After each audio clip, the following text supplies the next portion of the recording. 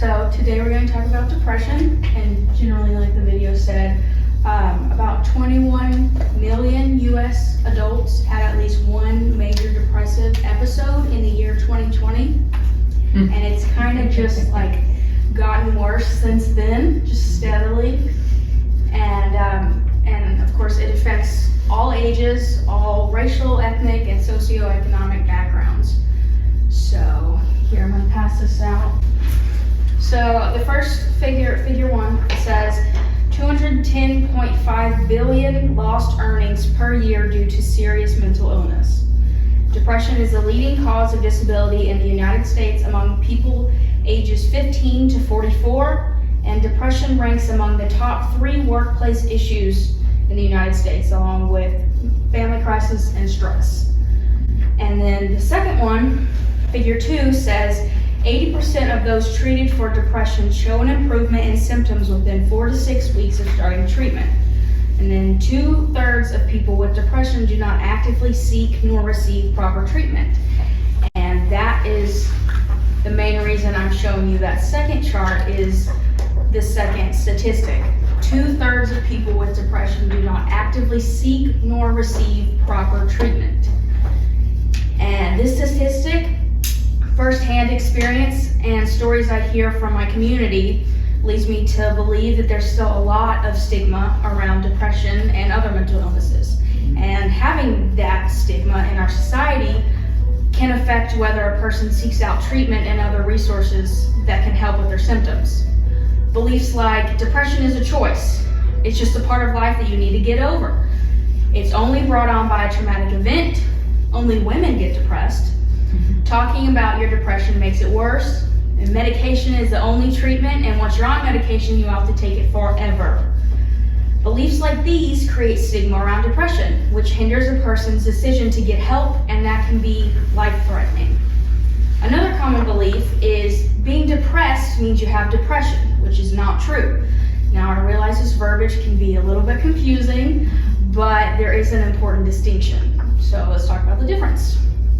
When a negative life event occurs, like a loss of loved one, job, relationship, home, or any major life changes that affect you negatively, feelings of grief, sadness, and bereavement, and more, are common, healthy responses to these types of situations. On the other hand, depression is more than that. It causes severe symptoms that affect the way you feel, think, and handle daily activities, and it isn't always caused by a negative life event. And when you lose a loved one, if you see something that reminds you of them, you might get sad or have like a bittersweet feeling. But with an illness like depression, there is none of that. Feelings of sadness, helplessness, or worthlessness, and other symptoms we'll talk about in a minute, can come out of nowhere and stay for 2 weeks straight, which can be debilitating. Another false belief I want to talk about is just that depression isn't real. Just throwing it out the window completely, which is harmful for, kind of obvious reasons, because it is real. And also, that belief that depression isn't real leads to ignoring people's symptoms and not getting them the help that they need. And there's a ton of scientific research that shows that depression is a real illness, which leads me to my next chart. So I'm going to show you a picture.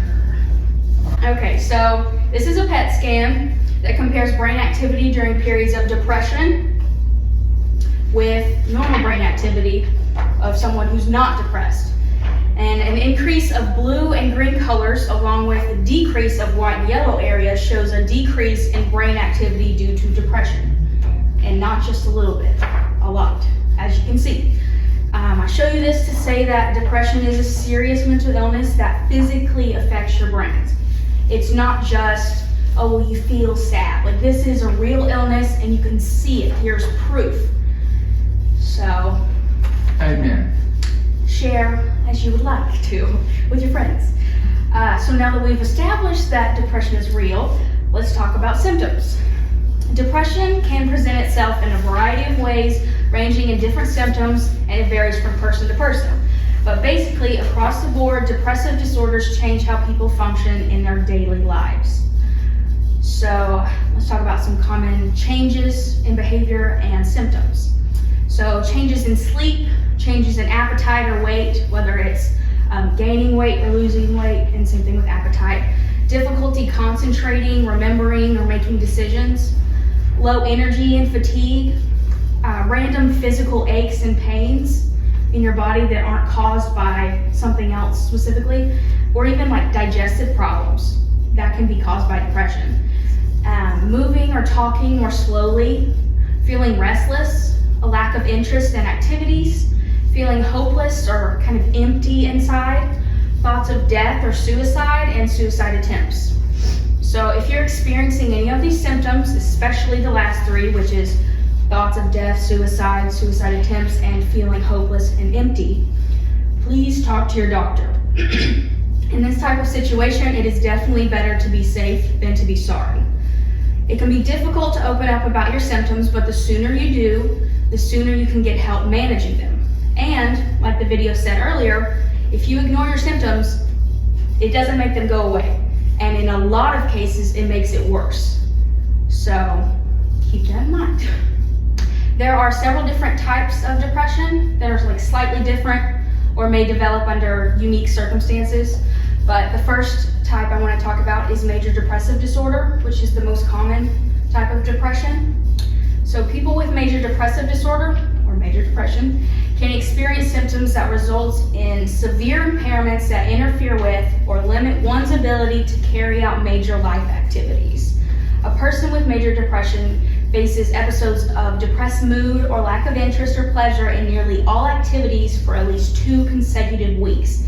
And for some, episodes can last way longer. Several other types of depression are persistent depressive disorder, also called dysthymia, which is a depressed mood that lasts for at least 2 years. A person with dysthymia or persistent depressive disorder may also experience episodes of major depression along with periods of less severe symptoms. Another type is postpartum depression. Women with postpartum depression experience full-blown major depression during pregnancy or after delivery, or both.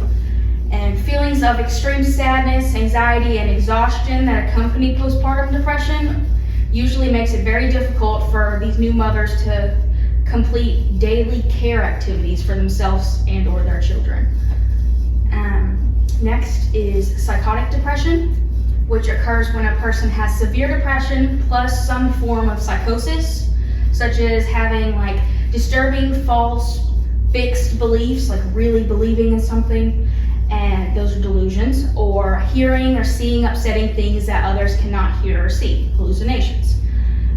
The psychotic symptoms that typically go with depression have like generally like a theme of like sadness, like deep sadness or guilt or like illness, some sort of that. They usually have kind of a theme that goes along with that, but not always.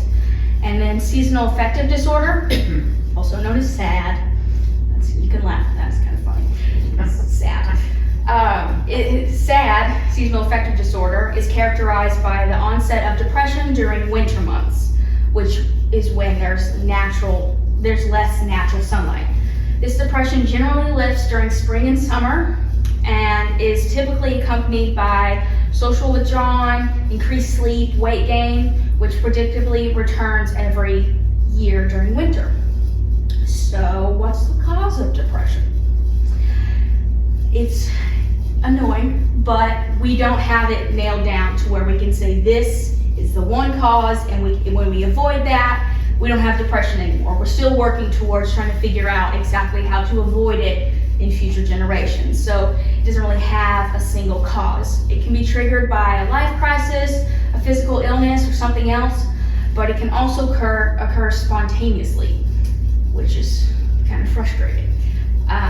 Scientists believe there are several factors that contribute to depression, like trauma, especially childhood trauma, genetics, life circumstance, like marital status, relationship status, financial standing, and where a person lives.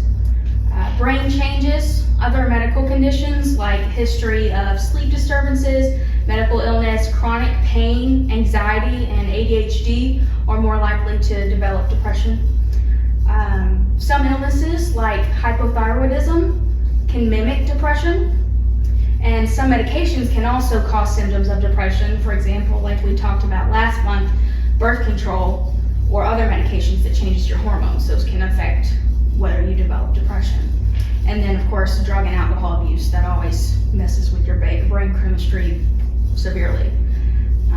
So depression left untreated can be devastating for those who have it and their families, but with early detection, diagnosis, and a treatment plan consisting of medication, psychotherapy, and healthy lifestyle choices, many people can and do get better.